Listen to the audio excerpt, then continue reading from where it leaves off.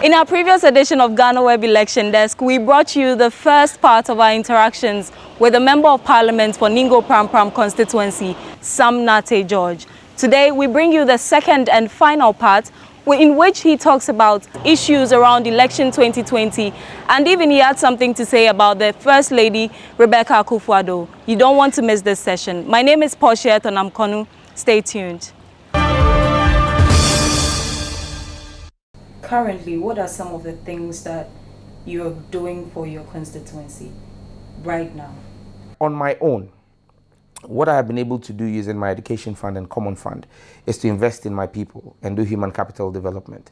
So as we speak, 147 constituents are beneficiaries of my scholarship fund, where I'm using both government resources, which come by way of the common fund, and my personal resources. 147 constituents have had their university education paid for in full. In some of the instances, we actually even pay for accommodation for them.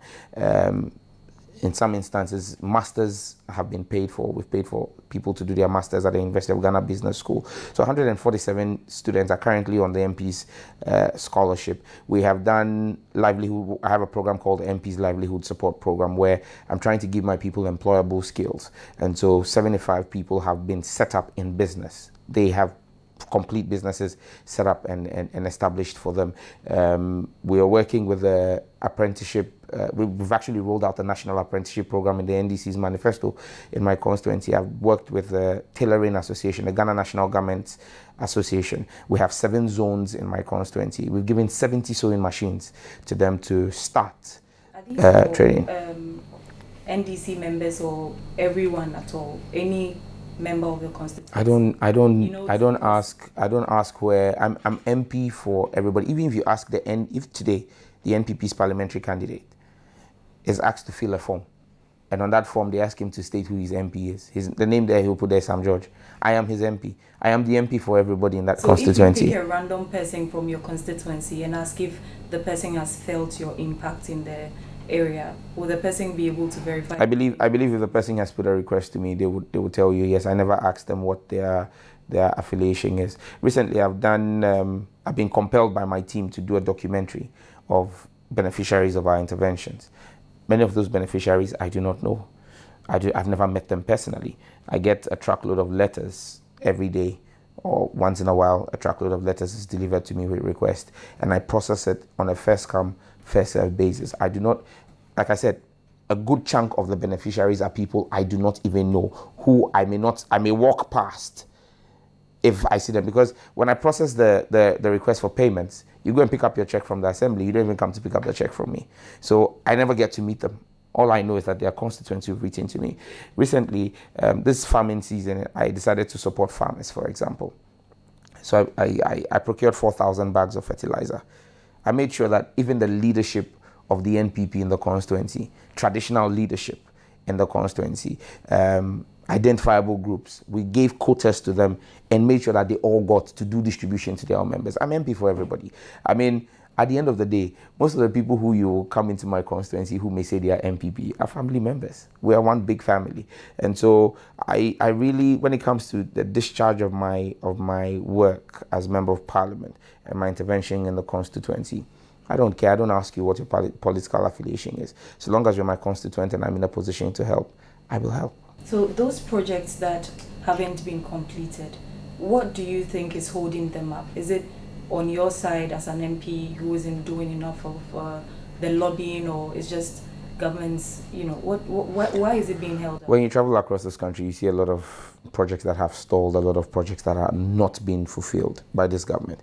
It simply is that even if you had 100% lobbying skill and you're lobbying from something that is zero, 100% of zero is zero. Government is simply not being able to deliver. Because, like I said, this development stems from central government, who controls the exchequer, who controls the purse of the state. And so if government is failing to invest in infrastructure, and it's evident when you look at the spending on capex as a percentage of our GDP. Under the NDC, it's dropped. It was under the NDC, we spent about 4.5% of our GDP on infrastructure, on capex. But Under this government, they're spending just around 1.5%, 1.6%. That's about a 66% drop in what the NDC was doing. That in itself is going to affect the number of projects that are going on. The First Lady came to my constituency about 6 months ago and claimed she was cutting sod for some 3 school blocks. Even the ones that the First Lady has come to cut sod for, the foundation has not been dug even as we speak. So she lied? Well, the people of Ningo Pram Pram who came for these programs, the pomp and pageantry, have told me what their decisions are going to be at the ballot box. Well, you see the results. The results will tell the story. Because if you move Land Cruisers, a convoy of 15, 20 Land Cruisers from Accra, and bring media people and come and cut sod for a project as First Lady, and say that you are doing this because the MP is not bringing development, and then you come and cut sod, and 6 months on, even foundation hasn't started, you as First Lady, it tells you how bad her husband's government is, how abysmal her husband's government is. Her husband's government cannot even help her achieve projects in her own hometown. She came to my hometown and came and told them that there's no development in the constituency because I do not come and beg her husband. Yes, if the First Lady wants me to beg her husband for development, then he should get down, he should leave the Flagstaff House and go and sit in Chebi as a chief and expect us to come and beg him. He was elected and controls the purse of this country to serve the people of this country, not to be begged. Did you go? Go where? And beg him. Why would I go and beg him? Why should I beg him to do what he has been elected and is paid for with our taxes to do? Develop the country. And you see, the people of Ahriam, my hometown, they said to me that she came there and told them that they should give her husband another 4 years so that she will give them a mini harbor, a landing site. They said she's forgotten. 4 years ago, she came there and promised them that if they voted for her husband to become president, she will give them a mini harbor. 4 years on, she's come to repeat the same promise. Liars forget the things they say, but those who listen to the liars don't forget the things that they were lied to about. And so she may have gone there and thought she's going to run me down, but she as First Lady, who comes from Ningo, cannot point to one thing that she's done there. The only thing she's taking credit for, she says she's giving Ningo a market that is 34 years old. 34 years old. They came and painted it, and she came and commissioned it. She has no shame. Do you have an issue with the First Lady? We are disappointed in her. She's a daughter of Ningo. There's a saying that there's no one who uses his left hand to point to his father's house. She has spited her own hometown. She should point to you one project that she's been able to get to her hometown for 4 years. For 4 long years that her husband has been president. What has she done? She rather comes with a convoy of 20 cars to come and works with the disappointing parliamentary candidate to come and denigrate me. But my people will respond to her at the ballot box. I've said it. If her husband gets close to President Mahama in the elections, then my name is not Sam George. What are some of the major challenges you faced in your constituency as MP? Briefly, maybe top 3 or top 5. Challenges are something I don't like to talk about because I keep saying that in my dictionary I don't know the word challenge. There's nothing that's a challenge to me. I see it as a stepping stone because you're always going to be confronted with something new. A challenge would mean that you're struggling to surmount it. It could be incessant pressure. It could be a lot of pressure from constituents wanting you to meet their needs. And you see, it's fair for a constituent to say, oh, I put my need before the MP and he didn't accede to my request. What that constituent fails to realize is that they are one person. They've made a request. I've got a voters register of 97,000 people, registered voters.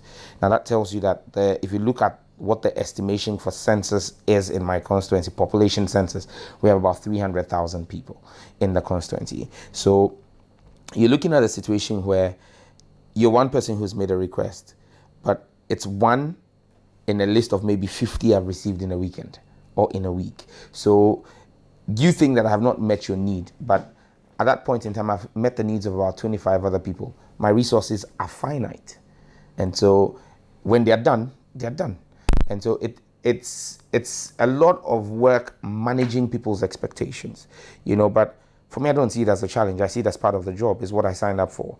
you have to be a people manager. If you're leading people, you must learn and be ready to deal with them and manage their expectations, manage their demands of you.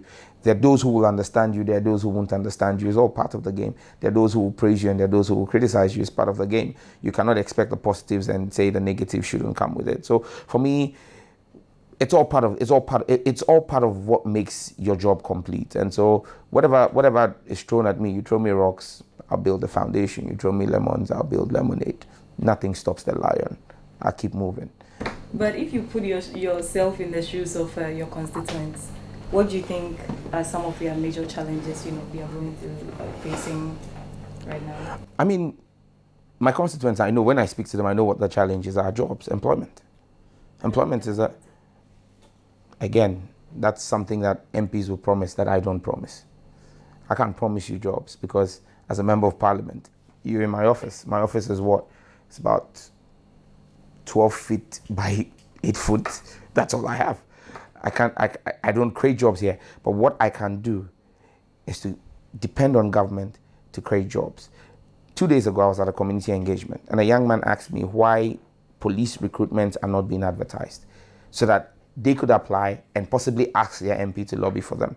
And I said to him, that is the problem of the president and his government that you have today. You have a president and a government that is doing recruitment into the security services, which are public sector jobs, which every Ghanaian citizen should be allowed to apply for, who are doing it surreptitiously and not advertising for it against the law.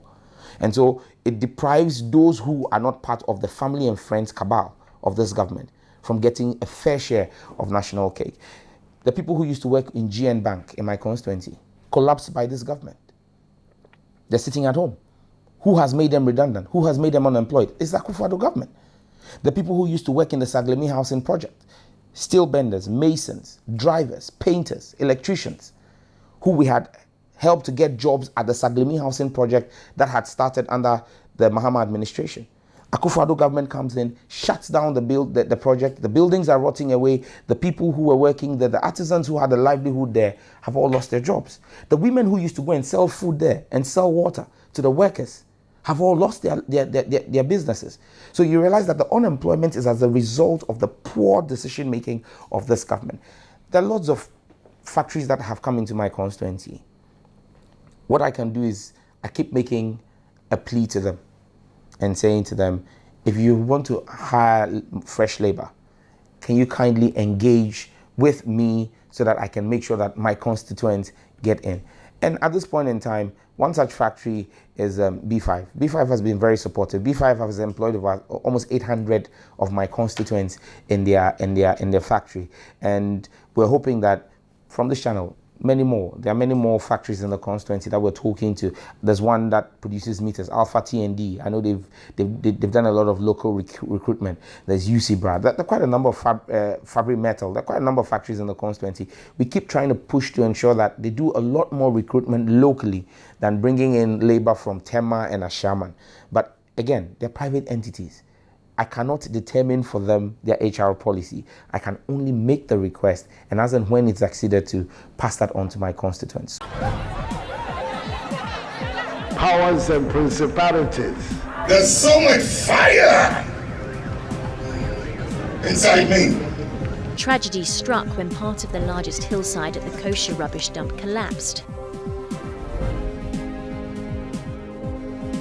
It's going to be fun to see how he goes about approaching this game.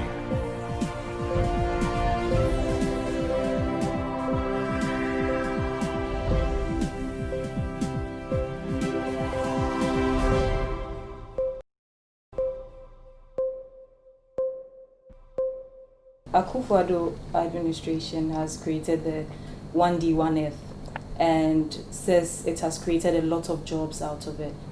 Why or how hasn't it come to your constituency? Where have they created the jobs?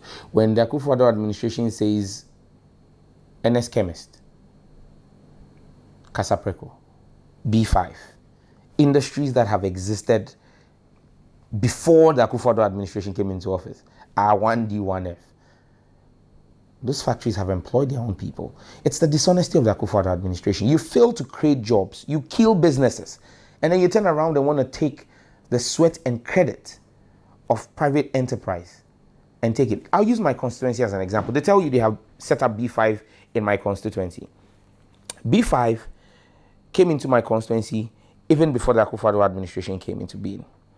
Now, the MD of B5 goes to raise his own private capital, $80 million US, to set up the biggest steel plant in West Africa in my constituency. He's got 3 firing chambers. As we speak at the moment, he's employed over 1,600 people working in the factory. But you know what? The factory is producing at only 33% of its capacity because government has refused to give him the energy, the power, to connect the amount of power he needs to fire all 3 smelting chambers. He's firing only 1. We're asking for electricity, we're asking for water. Even with the 1 plant, the 1 firing chamber, on a monthly basis, he pays ECG 5 million Ghana cedis as for power. So imagine what revenue government will make. Government could make up as much as 20 million from 1 factory in my constituency. ECG could make 20 million. They're making only 5 million. Government is more interested in putting 1D, 1F on a billboard and putting in front of B5 Plus, and is not interested in connecting power for B5 Plus to fire his 3 smelting plants and employ at least another 3,000 young Ghanaian people. That is the dishonesty, that is the disservice that this government is doing. I'm confident that if President Mahama takes over the reins of office on the 7th of January, in less than 100 days, I will get the ECG and the Ministry of Power to make sure that B5 has the right amount of energy he needs so we can create 3,000 more jobs. That is how you serve the people of this country, and not in billboards and fanciful documentaries and adverts and putting your logo on factories that exist. Kasapreko. Look, if we want to do that, then Mahama created over 50 companies. Oh. He set up over 50 factories. Several of the factories. Recently, Akufo-Addo went to go and talk about Cento Ceramics. Does he know how Cento Ceramics was set up? And who set it up at Bone?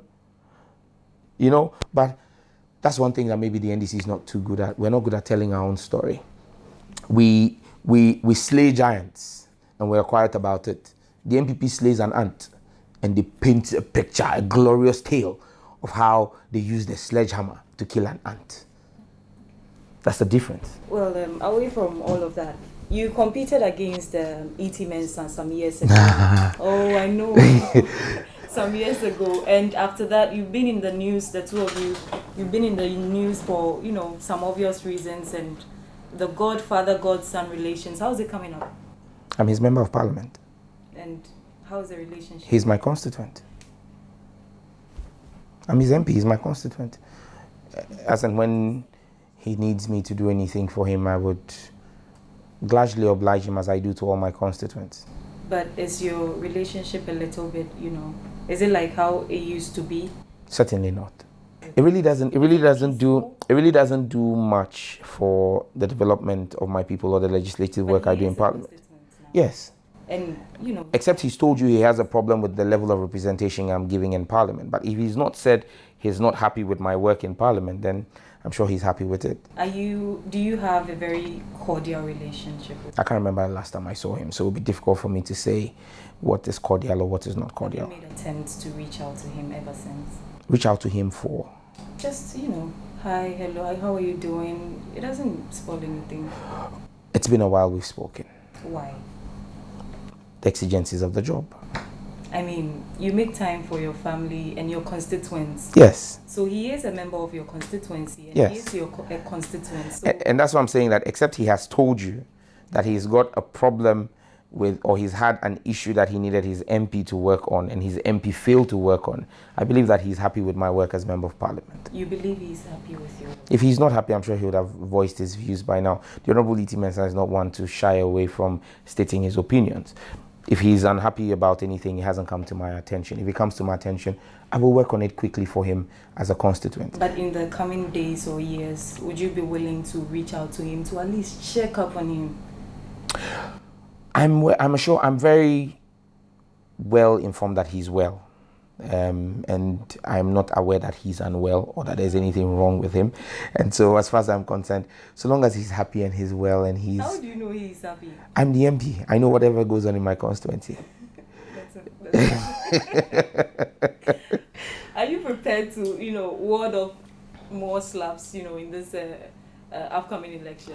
Oh, you're referencing I also as well. You know, I jokingly said to the defense minister, the deputy defense minister, Major Retired Derek Oduro, I told him that I also was Wogon. I was one man walking away on an away turf. Ningo Pram Pram is my home turf. Nobody will come and misbehave there. How are you going to do that? How are you going to ensure that? Nobody will misbehave there. Just take my word for it. It's my home turf. You seem to have some foundation. You know, it's like you have your feet on something and you're making this statement. Yes, so you see, when a lion strays out of his pride, hyenas may try to attack it. But when a lion is in his own den, no hyena will dare to come there. If you watch Animal Kingdom, or you watch National Geographic, like Pastor Mensa Otabil, you would have understood what I'm talking about animals and how they operate. So yeah, maybe you should watch a lot more National Geographic, like Pastor Mensa Otabil. So, Honorable, if after election 2020, say after December 7, the people of Ningo Pram Pram reject you, what next? That's not a possibility. Well, we say that hope for the best but prepare for the worst. The worst will be me winning with a small margin. I mean, you imagine. With a small margin. Well, the worst will be me winning with a margin that is less than 20,000. That's what I call a small margin. I mean, you couldn't pull like 20 votes. You did it. You won by 7 or. The primaries are different from general elections. The primaries had 820 people voting. A lot of factors come into play when it's a small electoral college. Now you have 97,000 people. Look, in 2012, the NDC had a lot of sympathy because of the death of President Mills. And it played heavily in the victory of the NDC in 2012. The NDC in Ningo Pram Pram had a margin of victory of just about 3,000, just over 3,000. In 2016, the NDC suffered a lot of apathy. A lot of people lost because they thought they wanted a change. That was my first time of running. I was running against a candidate who had run in 2012 and had closed the margin to just over 3,000. I increased the margin to almost 11,000. Today, I have set a target that we will beat the MPP's candidate with over 20,000. So the worst case scenario is us beating him with our 11,000 again. But defeat is not a word in my vocabulary. I've told you, there's certain words that are not in my vocabulary. Challenge, obstacles, defeat. Nah, they're not in my vocabulary. But you know humans change. Yes. At any point in time, they can decide to change their mind. The people of Ningo Pram Pram are rational. They're rational beings. They look at the variables. They look at we have 4 candidates. They look at the 4 candidates and think about who can represent them. Okay? You have, I mean, everybody takes that the election is largely between the NDC and the NPP. You have the NPP's candidate who is lying about even the job he does. Okay? He's come to the constituency and told them he's Director of Special Operations at the Office of the President. I can show you the list of presidential staffers as sent to Parliament by President Akufo-Addo. His name is not on that list. And I have seen a copy of his forms he filed at the EC. On that form, he doesn't state that he's Director of Special Operations. He says he's a personal assistant. So he's not a presidential staffer. So you have an MPP candidate who is lying even about the job he does today. He can't tell the people he's a personal assistant to a presidential staffer, but comes around and lies to them that he's the Director of Special Operations at the presidency. A man who is dishonest about even the job he does. You think the people of Ningo Pram Pram will lay hands or lay the leadership? Look, the seat of Ningo Pram Pram, there are 275 seats in Parliament, but I believe that not all the seats are equal. The same way they say all men are created equal before God, but some are more equal than others. The seat of Ningo Pram Pram is a very prestigious seat. You had someone like Honorable B.B. Kabo, the first regional secretary of the NDC, being our first member of Parliament. Then you had the quintessential Honorable E.T. Mensah lead that constituency. Today, I am fortunate to stand on the shoulders of such great men who have come before me. I would not, for the life of me, let them down by allowing someone who does not even have the decency to say, this is what I do for a living before aspiring for this office, to be the one to lead that constituency. No, my people won't accept it. My people know that they deserve better, and they know that I have given them good leadership, and they tell me. You said at the beginning that I appear to have a lot of confidence. My confidence comes from two things: my faith in the Lord God Most High, and my confidence is built by the confidence that has been reposed in me by my people. I meet my people. I listen to them talk. I hear them. When I get it wrong, they call me and tell me, you've gotten it wrong. You see, because I am not an MP that can't be approached. Children, they call me Sam George. Everybody calls me Sam George. Making reference to the Ayawaso West incident and then the recent increase in attacks on political personalities. Now the IGP has given assurances that his people are ready for election 2020. You have been a victim before, and you have said once that you do not trust the police. Do you foresee a peaceful elections? We hope for peaceful elections. We can only hope for it. But having peaceful elections will come down to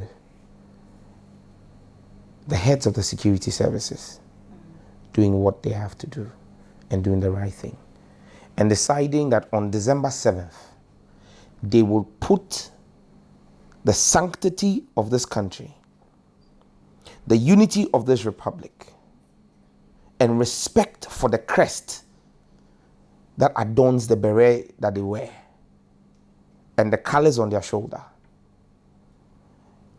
and set aside any political direction that will be given to them. It is then and only then that you would have a true peaceful election. But when people see men and women of our security services acting in ways that appear to be partisan,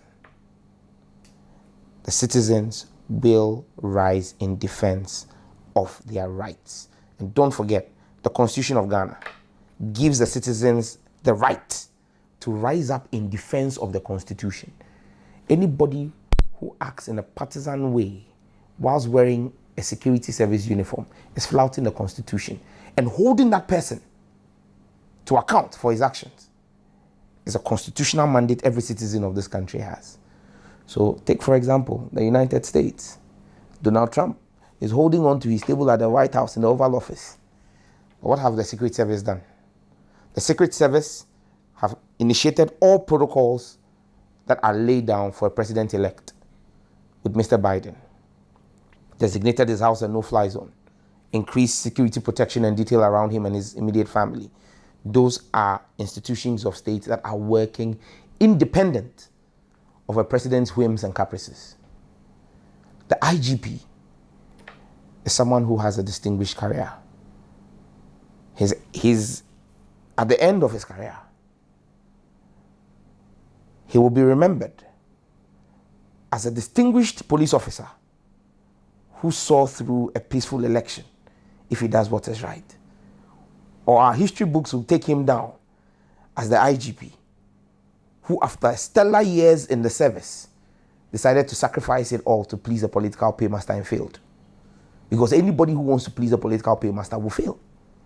The citizens of this country, we will rise up in defense of our Constitution. But have you been reassured, As for the words they have said, words mean nothing. Actions mean everything. I have asked questions. The IGP was in Parliament last week and did a presentation. He listed out the institutions of state, the security agencies that will be working. National security was not one of them. And I asked the question. I said, in fact, the speaker didn't allow me to ask it, so I wrote it and gave it to my leader, minority leader, Honorable Haruna. And he asked that question for me on the floor of the House. I said, I hope the so-called Special Operations Unit of National Security would not be operational on that day, because I have seen them operational even in my constituency already. And I've seen them operational in other constituencies. But when the IGP gave Parliament the list of units that will be operational on election day, National Security and its agents were not part of it. Yesterday, I have read the Minister for National Security saying that national security operatives will be on duty. So already you can see the disconnect there. He's telling us that they will have name tags on them. Since when did the national security people start wearing uniform? The Security and Intelligence Act of Ghana is clear. The revised one, Act 1030, is clear. National security is not mandated to have a standing army or a standing force. So which men are national security men that are going to be wearing uniforms? So we pray for peaceful elections. We hope for peaceful elections. But we will defend the ballot and the supreme will of the people. Because like I always say, the power of the people is greater than the people in power.